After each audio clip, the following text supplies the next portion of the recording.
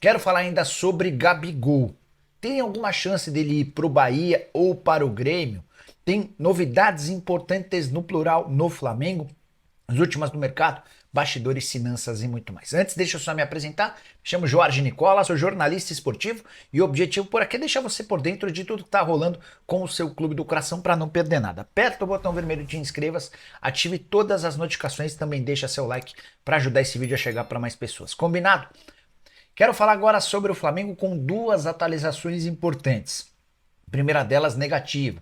Domingos Duarte está indo para o Besiktas, pelo menos é o que garantem alguns veículos de comunicação na Turquia. Na manhã dessa quarta-feira, lá na Turquia, surgiu a notícia de que o Besiktas fez a melhor proposta e encaminhou a contratação do zagueiro de 28 anos de idade, que pertence ao Getafe da Espanha. Só para lembrar, desde a semana passada, Marcos Braz e Bruno Spindel trabalham para que o Domingos Duarte seja o plano B ao Léo Ortiz. Não houve acordo entre Flamengo e Léo Ortiz, especialmente em relação ao Red Bull Bragantino. O Léo já havia topado e o Domingos Duarte surgiu como uma alternativa. Ainda não consegui a palavra de nenhum dirigente do Flamengo sobre a possibilidade de perda do Domingos Duarte para o clube turco. Só para arrematar sobre esse assunto, Domingos Duarte já havia aceitado a proposta do Flamengo, mas faltava um acordo entre os clubes. Segunda notícia sobre o Fla. A informação é de que o Al Musrati é um volante da Líbia que pertence ao Braga. Esse é o plano A em relação ao volante, certo? Surgiu um plano B. Trata-se de Marco Antônio, brasileiro, que pertence a Lazio, mas está emprestado ao PAOK. Lazio já concordou em fazer negócio, até porque venderia o atleta que hoje está só emprestado. O problema é que o custo da operação para a contratação do Marco Antônio, muito bom jogador, tá? Operação de 7 milhões de euros, valor considerado alto pelos dirigentes do Flamengo, até por isso o Al Musrati segue sendo a prioridade caso não exista acordo com o Braga e sim participar um plano B.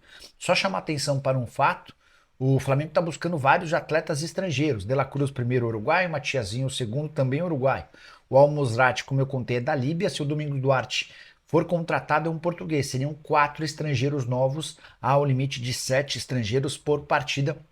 Embora façamos a ressalva, o Flamengo hoje é um dos clubes brasileiros com menos estrangeiros no seu elenco, bem ao contrário, por exemplo, do São Paulo, do Corinthians e de outros times. Bora mudar de assunto e falar sobre Gabigol, que virou alvo de especulações no Bahia e no Grêmio. Depois daquela novela envolvendo Gabigol e Corinthians sai de cena e entram dois novos candidatos.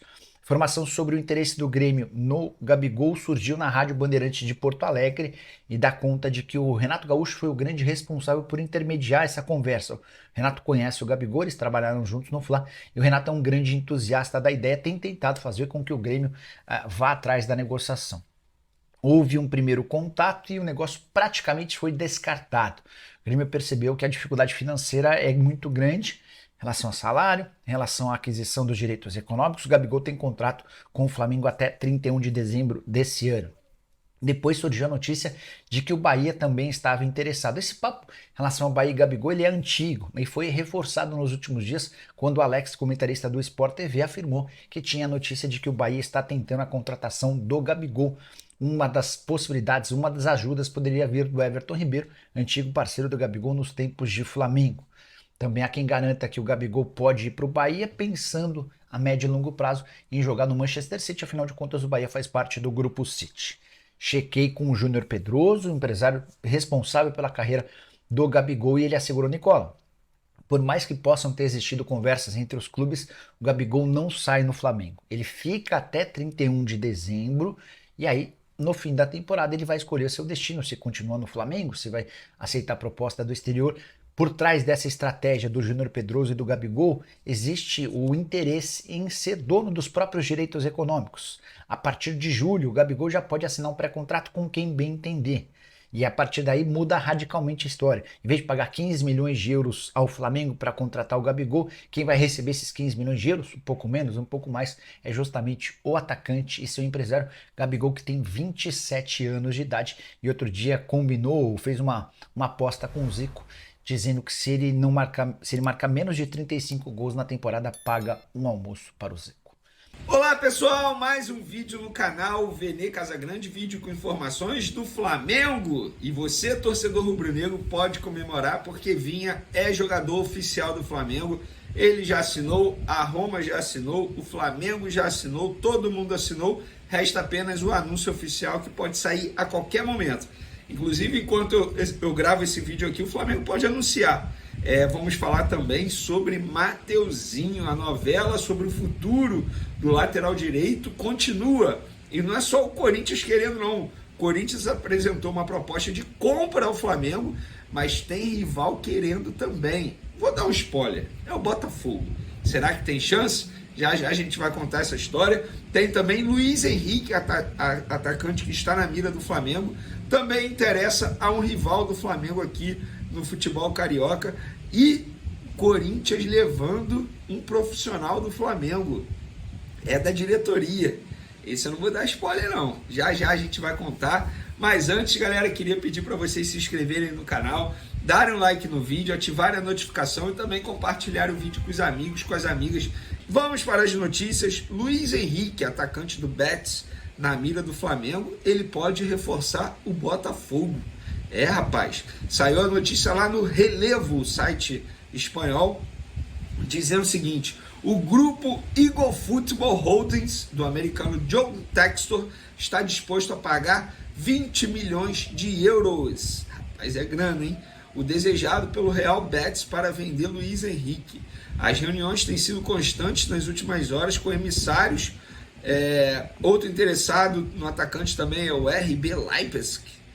E o Botafogo, enfim, o John Textor, que tem o Botafogo aí como um dos clubes, vem se reunindo com os dirigentes do Betis. O clube alemão foi visto com bons olhos pelo staff do brasileiro, mas eles gostariam de um empréstimo com opção de compra. Os cariocas fariam a compra em definitivo. E galera, de fato, eu apurei essa informação e procede, tá? Agora, segundo a pessoa, eu vou até ler aqui, a pessoa me disse o seguinte: a princípio sim, para jogar no Botafogo, mas existe a possibilidade de ficar só até junho e ir para o Lyon ou já ir direto. Ainda não consigo te dar essa certeza porque as conversas ainda estão em andamento. Então fica aí a informação, pelo visto. O John Textor, enfim, que tem o Lyon, tem o Botafogo, está muito interessado no atacante Luiz Henrique. O Flamengo tentou a contratação. As conversas não evoluíram, inclusive Marcos Braz e Bruno Spindel, que estavam na Europa, chegam nessa quarta-feira à noite lá nos Estados Unidos para encontrar a delegação do Flamengo que está lá em Orlando. Então, eles não conseguiram efetuar essa contratação. É um jogador que interessa ao Flamengo ainda, mas, pelo visto, extremamente difícil de acontecer. Vamos falar do Mateuzinho, porque a novela continua. Eu avisei para vocês que o Corinthians não havia desistido. O empréstimo havia sido descartado, o jogador devolvido ao Flamengo, mas os empresários do jogador estavam trabalhando para fazer o Corinthians comprar o Mateuzinho junto ao Flamengo. E agora há pouco o Corinthians apresentou a oferta ao Flamengo para comprar Mateuzinho. Na verdade, comprar 60% dos direitos econômicos do Mateuzinho. 50% pertence ao Flamengo, 50% ao Londrina. Ou seja, o Flamengo teria que negociar com o Londrina esses outros 10% aí, e como que ficaria o restante do percentual, mas geralmente fica dividido, né? Mas o Corinthians quer comprar 60% dos direitos econômicos do Mateuzinho nos seguintes valores: 2,5 milhões de euros, 13,2 milhões de reais, pagamento à vista. Além disso, 1,5 milhão de euros, que dá quase 8 milhões de reais em metas. E que metas são essas? 750 mil euros quando ele completar 30 jogos e os outros 750 mil euros quando ele completar 30 jogos novamente. Ou seja, o lateral tem que fazer 60 jogos para o Flamengo ganhar o valor total da meta. Vene, mas até quando? Enquanto ele vestir a camisa do Corinthians. E não tem limite, por exemplo, tem que ser daqui a um ano. Não tem nada disso. Se o contrato dele for 4 anos com o Corinthians e ele jogar com a camisa do Corinthians durante 4 anos, quando ele completar 60 jogos, o Flamengo vai ter recebido aí 1,5 milhão de euros. Então o Flamengo nessa operação pode ganhar 4 milhões de dólares, que dá em torno aí de, enfim, 20, 21 milhões de reais. Porque o Corinthians contratou não um jogador do Flamengo, sonhou com o Gabigol, sonhou com o Mateuzinho, pelo menos até agora é sonho, e acordou com Fabinho Soldado, gerente de futebol do Flamengo, saiu do Flamengo para ser diretor executivo do Corinthians. Posso ser bem sincero, não vai fazer a menor falta ao Flamengo. E aí, nação rubro-negra, pega a visão que hoje temos novidades quentes diretamente do Mengão. O Flamengo acabou de soltar o orçamento para 2024, e a expectativa é de arrecadar mais de R$1 bilhão pelo 4º ano seguido. Isso é Flamengo, meu amigo, não é brincadeira. Então, se liga que eu vou te contar tudo nos mínimos detalhes. O Flamengo anunciou um orçamento ambicioso para 2024, visando ultrapassar a marca bilionária sem depender das vendas de jogadores, diferentemente dos anos anteriores. A projeção inclui, ainda, um lucro final expressivo de aproximadamente R$300 milhões. Em 2023, os números de superávit e crescimento patrimonial superaram as expectativas, indicando uma possível continuidade desse sucesso. O documento apresentado pelo clube contempla uma retrospectiva do notável crescimento patrimonial durante a gestão do presidente Rodolfo Landim, que assumiu o comando do Flamengo em 2019, quando os recursos totalizavam R$128 milhões, chegando agora a impressionantes R$625 milhões. Além disso, metas esportivas ambiciosas foram estabelecidas para a temporada, incluindo a busca pela segunda colocação no Brasileirão, a presença na semifinal da Copa do Brasil, na Libertadores e a chegada à final do Campeonato Carioca. O Flamengo também mantém a administração do Maracanã nos mesmos moldes e projeta a comercialização de algumas unidades do Morro da Viúva, propriedade de apartamentos da qual o clube é sócio. No entanto, o orçamento não revela o montante destinado à aquisição de jogadores em 2024. O Flamengo espera alcançar um mínimo de R$103 milhões em vendas, aproximadamente metade do projetado no ano anterior. É importante destacar que a expectativa de faturamento acima de R$1 bilhão não leva em consideração as receitas geradas no mercado de transferências. Diante desses números impressionantes e metas ambiciosas, o Flamengo delineia um horizonte de crescimento sustentável e sucesso financeiro.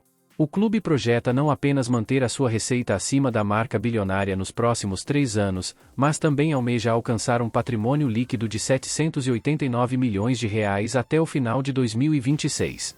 Uma trajetória marcada não apenas por vitórias nos campos, mas também por uma gestão estratégica que solidifica o Flamengo como referência não só no futebol, mas também na administração eficiente de seus recursos.